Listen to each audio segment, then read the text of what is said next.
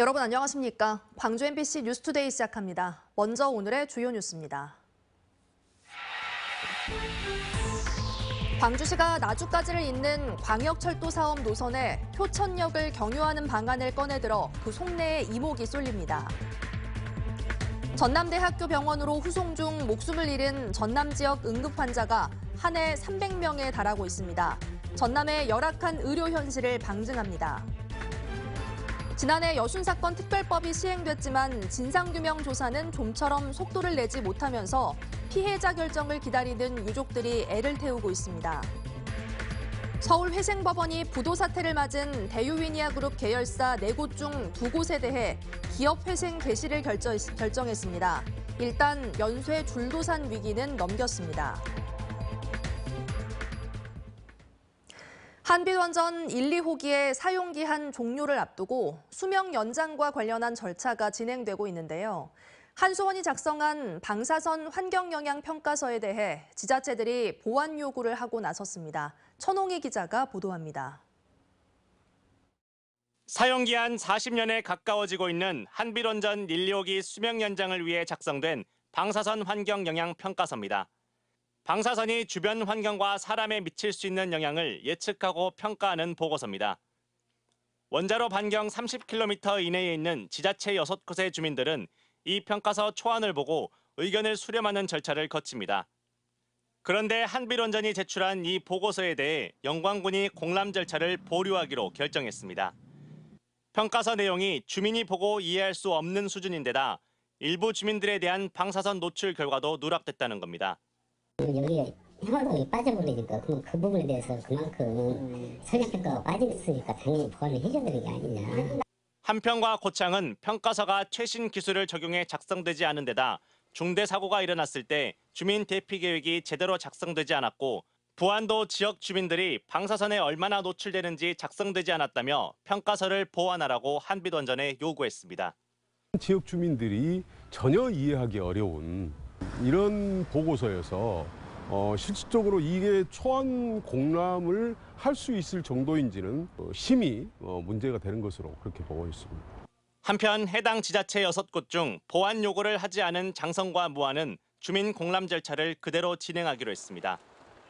이처럼 공람 시기가 달라지게 될 경우 지자체별로 다른 정보를 얻게 돼 의견 수렴에 문제가 생길 수 있다는 비판이 나옵니다. 기본적인 사안에 오류가 있다면 그건 시민들, 지역민들의 알 권리에 심대한 오히려 침해가 될 수도 있는 거거든요. 한수원은 지자체의 보완 요구와 주민 공람 보류에 대해 지자체와 협의해 절차가 진행될 수 있도록 하겠다면서도 추후 보완이 이뤄진 평가서에 대해 주민 공람을 다시 진행할 계획은 없다고 밝혔습니다. 그렇게 해도 법적으로 무리가 없다는 이유에서입니다. 한빛원전 측이 지역 주민들의 의견은 뒤로 한 채 원전 수명 연장을 위한 절차를 진행하는 데만 급급하다는 지적이 나옵니다. MBC 뉴스 천홍입니다. 오늘 오전까지는 흐린 날씨가 예상됩니다. 레이더 영상 보시면 광주와 전남 대부분 지역에서 현재 시간당 1mm 안팎의 약한 비가 지나고 있습니다. 오늘 오전까지는 광주와 전남 대부분 지역에서 5mm 안팎의 비가 더 지나겠습니다. 오후부터는 고기압이 확장하면서 점차 맑은 날씨를 회복하겠는데요. 바람은 종일 강하게 불 것으로 보입니다. 해안 지역을 중심으로 강풍주의보가 내려진 가운데 시속 70km에 달하는 바람이 불겠고요. 특히 산간 지역을 중심으로는 시속 90km 안팎의 매우 강한 바람이 예상됩니다. 시설물과 농작물 관리 철저히 하셔야겠습니다.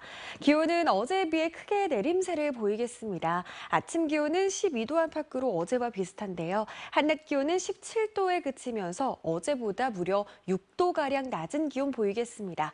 날씨 정보였습니다. 광주시와 전남 나주시를 잇는 호남권 최초 광역철도 사업이 추진되고 있는데요. 그런데 광주시가 뒤늦게 기존 노선에 없던 남구 효천역을 포함하는 새로운 노선 변경안을 추진하면서 그 이유와 배경에 관심이 쏠리고 있습니다. 김영창 기자가 보도합니다. 제4차 국가철도망 사업 중 하나로 총 사업비 1조 5천억 원이 투입되는 광주 나주 광역철도 사업. 지난 5월 예비 타당성 조사 대상 사업으로 최종 선정돼 광주 상무역에서 나주 남평, 혁신도시, KTX 나주역을 연결하는 총 길이 26.46km의 복선 전철로 구상 중에 있습니다. 그런데 광주시는 기존 노선에 없던 남구 효천역을 경유하는 새로운 노선 변경안 추진에 들어갔습니다. 지금 현재 당초 노선 효천역을 경유하지 않는 당초 노선은 이제 우리 시에 기여되는 부분이 굉장히 약하다고 생각하고, 그래서 3만이 거주하시는 효천역을 경유해야 우리 시에 좀 기여하는 부분이 좀 높지 않을까. 그러나 노선 변경에 따른 2,600억 원의 사업비 증가, 경제성 감소 등 비용 문제도 만만치 않습니다. 이 때문에 전남도와 국토부는 부정적인 의견을 갖고 있는 것으로 알려졌습니다. 기재부에서 예타를 진행 중에 있어요. KDI에서요. 그것이 진행 다음에 생각 여부를 검토하는 것이 지금 상태에서는 이것마저 사업 포스트가 올라가면 사업비가 올라가면 PC가 안 나오면 무산되는 거죠. 그럼에도 광주시가 뒤늦게 기존 노선을 변경하게 된 이유를 놓고 백운광장과 효천역을 잇는 도시철도 2호선 3단계 건설이 무산될 경우를 대비하기 위한 것이라는 추측도 나오고 있습니다. 추진 여부가 불확실한 도시철도 2호선 3단계 대신 광역철도에 효천역 경유 노선을 추가해 해당 지역의 반발을 최대한 줄이는 주민 무마용이라는 겁니다. 최근에는 이제 3호선이 어렵다. 그러면서 그 대안으로 나주로 가는 그 광역철도선을 이야기를 하고 있는데, 아마 효천 주민들한테 무마용으로 한번 이렇게 던져본 것 아니냐, 이런 생각만 든다, 이쪽 주민들은. 이런 가운데 광주시와 전남도, 나주시는 오는 26일 만나 서로의 의견을 조율할 예정입니다. MBC 뉴스 김영창입니다. 전남 지역의 열악한 의료 현실은 어제 오늘 이야기가 아닙니다. 무엇보다 대학병원이 하나도 없다 보니 큰 수술이 필요하면 광주까지 가야 하는 경우가 발생하는데요. 촌각을 다투는 상황에서 많게는 2시간 넘게 이동해야 해 그 사이 환자가 목숨을 잃는 안타까운 일도 발생하고 있습니다. 보도에 김초롱 기자입니다. 지난 3월 전남 강진의료원은 위장관 출혈을 보인 한 환자를 광주 전남대병원으로 이송했습니다. 하지만 광주로 이동하던 중 환자는 심정지가 발생했고 결국 숨졌습니다. 지난 1월 목포의료원은 폐질환이 악화된 입원 환자를 전남대병원으로 옮겼지만 환자는 제대로 치료를 받기도 전 숨졌습니다. 전남의 상급 종합병원인 대학병원이 없다 보니 위중한 환자를 광주까지 보낼 수밖에 없는 겁니다. 중환자실 치료가 필요할 정도? 내지는 당장 시술이 필요한데 여기서는 안 되고 시술 안 해주면 중증 폐혈증으로 발전할 가능성이. 전남대병원에 도착해 사망한 환자는 최근 5년간 1,400여 명입니다. 연간 300명 꼴입니다. 이 중에는 생명을 살릴 수 있는 시간인 골든타임을 확보하지 못한 경우도 다수 있는 것으로 파악됐습니다. 일반적으로 1시간을 골든타임으로 보는데 각 시군청을 기준으로 전남대병원까지 이동하려면 1시간이 넘는 경우가 절반 이상입니다. 도심 외곽 지역이나 섬 지역까지 고려하면 상황은 더 열악한 겁니다. 전남 맞춤형 긴급 이송 체계를 마련하고 의료 기반을 확충해야 한다는 주장이 나오는 이유입니다. 의료기관을 전남에 추가로 설치하는 것이 가장 중요한 것 같아요. 왜냐하면 워낙 전라남도에 면적이 넓기 때문에 결국은 이 동선을 가장 좁히는 쪽으로 좀 대책을. 특히 전남 지역의 65살 이상 인구 비율은 4명 중 1명으로 전국에서 가장 높아 신속한 의료 대응이 시급한 과제로 지목됩니다. MBC 뉴스 김초롱입니다. 광주 북구의회가 불법 수의계약 비리로 1, 2심 모두에서 유죄 판결을 받은 기대서 의원에 대해 출석 정지 30일이라는 면죄부를 내린 것을 두고 지역 내 비판의 목소리가 커지고 있습니다. 지역 시민사회단체인 의정혁신과 지방자치 발전을 위한 시민연석회의는 어제 보도자료를 내고 북구의회의 제19 감사기식 징계는 기대서 의원의 범죄 행위 동조와 마찬가지라고 비판하며 대시민 사죄를 촉구했습니다. 국민의당 광주시당도 논평을 내고 기 의원의 자진 사퇴와 도를 넘은 북구의회 행태를 꼬집었습니다. 어제 오전 9시 40분쯤 나주시 남평읍의 한 삼거리에서 승객 43명이 타고 있던 고속버스와 돼지 운반 화물 트럭이 충돌했습니다. 이 사고로 70대 등 고속버스 승객 29명이 가벼운 부상을 입고 병원으로 옮겨졌습니다. 경찰은 고속버스가 비보호 좌회전을 하던 중 직진하던 트럭과 부딪힌 것으로 보고 정확한 경위를 조사하고 있습니다. 무면허로 교통사고를 낸 뒤 달아난 혐의로 60대 남성이 구속됐습니다. 광주 서부경찰서는 지난 8월 서구 풍암동의 한 도로에서 무면허 상태로 자신의 SUV 차량을 운전하다 앞차를 들이받고 달아난 혐의로 60대 김모 씨를 붙잡아 조사하고 있습니다.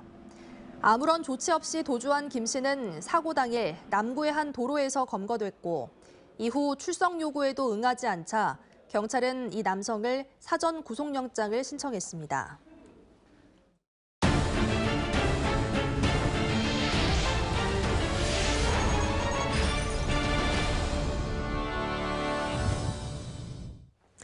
여순사건 특별법에 따라 정부가 주최하는 추모식이 진행됐지만 유족들의 마음은 무겁기만 합니다.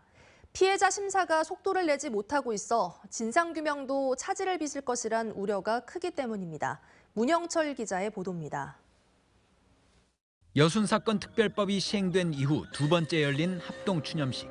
진상규명위원회 위원장인 한덕수 국무총리는 지난해에 이어 올해도 참석하지 않았고 지난해 추념식의 모습을 보였던 이상민 행정안전부 장관도 올해는 찾아볼 수 없었습니다.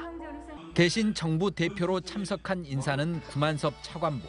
지난해부터 추념식은 정부가 주최하고 있지만 유족들은 소외받고 있다는 느낌을 여전히 지울 수 없습니다. 예전과 같이 그래도 장관이 오신 것이 저희들이 그 바람이었는데 참 섭섭함이 금할 길이 없습니다. 한덕수 총리는 영상 추모사를 통해 피해자 심사에 속도를 내고 있다고 밝혔습니다. 위원회 업무 체계를 개편하고 전문가 참여를 확대하여 하지만 유족들은 가슴을 졸이고 있습니다. 지금까지 접수된 여순사건 피해 신고는 7,060여 건. 이 가운데 중앙위원회 심의까지 통과한 건 채 5%가 안 됩니다.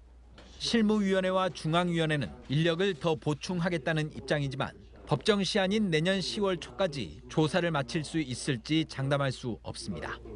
당시 상황을 증언해 줄 수 있는 사람들도 고령으로 세상을 떠나 최근에는 기각 결정을 받는 사례까지 나오면서 유족들은 더욱 애를 태우고 있습니다.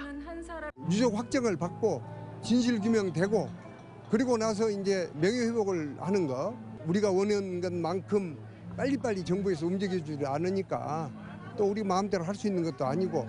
유족들은 공청회와 간담회를 열어 신속한 피해자 결정과 차질 없는 진상 규명을 위한 대책을 논의한 뒤 이를 정부에 요구할 계획입니다. MBC 뉴스 문형철입니다. 여순사건 제75주기인 어제 당시 민간인 희생자 4명에 대한 법원의 무죄 판결이 나왔습니다. 광주지법 순천지원은 지난 1948년 여순사건으로 처형된 고 박채영, 심재동, 박창래, 이성희 등 민간인 희생자 4명에 대해 무죄를 선고했습니다. 재판부는 이들에게 적용된 포고령 제2호의 적용 범위가 광범위하고 법률에 따라 금지된 행위가 무엇인지 예견하기 어려워 죄형 법정주의에 위배돼 위헌 무효라고 밝혔습니다. 이번 재판은 지난 2019년 대법원이 여순사건 민간인 희생자에 대한 재심 개시를 결정한 뒤 내려진 4번째 무죄 판결입니다. 법원이 부도 사태를 맞은 대유위니아그룹 계열사 4곳 가운데 2곳에 대한 기업회생 개시를 결정했습니다. 서울회생법원 회생 일부가 어제 위니아전자와 위니아전자 매뉴팩처링의 기업회생 신청을 받아들임에 따라 두 회사는 근로자 체불임금과 퇴직금, 광주 지역 협력업체 대금 지급 등의 절차를 밟을 것으로 보입니다. 광주시와 지역경제, 산업계, 정치계는 위니아와 대유플러스 등 나머지 2곳에 대해서도 조속히 기업회생 개시 결정이 이루어지도록 법원 등에 호소하는 한편 지역 협력업체 지원을 위한 우선 자금 지원에도 나서기로 했습니다. 제104회 전국체육대회가 7일간의 대장정 끝에 마무리됐습니다. 3만여 명의 역대 최대 선수단이 참가한 국민화합 감동체전으로 치러졌습니다. 보도에 박종호 기자입니다. 전국체전 주 경기장인 목포 종합경기장. 남도의 전통의 미를 보여주는 전남 도립국악단의 문화예술 공연이 전국체전의 화려한 폐막을 알렸습니다. 하나된 우리라는 주제로 열린 폐회식은 식전 행사를 시작으로 대회 주요 장면 영상과 종합 시상을 거쳐 마무리됐습니다. 국내 스포츠의 내실을 다지고 넓어진 스포츠 저변을 확인할 수 있었던 의미 깊은 대회였습니다. 제104회 전국체전에서는 경기도가 종합 1위를 차지했고 전남은 매년 중하위권에 머물러 왔지만 15년 만에 종합순위 4위를 달성했습니다. 이번 대회는 명실상부 역대 최고의 국민 대통합과 감동체전으로 새로운 이정표를 세웠습니다. 전국체전 개폐회식은 물론 주요 경기가 열렸던 목포시, 박홍률 시장 등은 대한체육회로부터 전국체전 성공개최 공로패를 받았습니다. 이 체전이 감동체전 성공체전으로 만들어주신 우리 또 업소, 착한 객을 맞는 모든 업소들께 감사 말씀드립니다. 우리 목포는 이제 스포츠 도시로 변신했습니다. 7일 동안 각 경기장에서 선수들의 땀과 관중들의 응원으로 뜨거웠던 전국체전. MVP는 수영 5관왕을 차지한 항저우 아시안게임 스타 황선우 선수에게 돌아갔습니다. 이렇게 5관왕을 저 개인 종목 그리고 또 함께하는 단체 종목까지 이렇게 모두 다 금메달을 따내서 정말 뜻깊은 정치전이 된 것 같아요. 전국체전은 끝났지만 11월 3일부터 목포 등 전남 38개 경기장에서는 제43회 전국 장애인 체육대회가 시작됩니다. MBC 뉴스 박종호입니다. 오는 22일 2022 항저우 장애인 아시안게임이 개막하는 가운데 광주에서는 9개 종목 20여 명이 국가대표 선수단으로 참가합니다. 광주시는 어제 장애인 체육센터에서 결단식을 열고 지역 실업 소속으로 출전하는 국가대표 선수단을 격려했습니다. 광주 선수단으로는 2020년 도쿄 패럴림픽에서 은메달을 땄던 광주시청 소속 탁구팀과 2022년 세계선수권대회 단체전 금메달리스트 박진철 등이 참가해 탁구와 양궁, 사격 종목에서 메달을 기대하고 있습니다. 한국 프로배구 V리그 여자부 AI 페퍼스가 어제 광주 염주체육관에서 도로공사를 상대로 홈 개막전을 가졌습니다. 광주시와 구단은 경기에 앞서 홈팬들을 위한 다양한 이벤트 행사도 마련했습니다. 창단 2시즌 연속 최하위에 머문 AI 페퍼스는 30대 미국인 감독인 조 트린지를 사령탑으로 발탁한 데 이어 도로공사의 토종 거포 박정아를 여자 배구 사상 최고 연봉으로 영입하고 리베로 오지영과 아웃사이더 히터 이한비까지 붙잡으며 팀의 전력을 강화했습니다.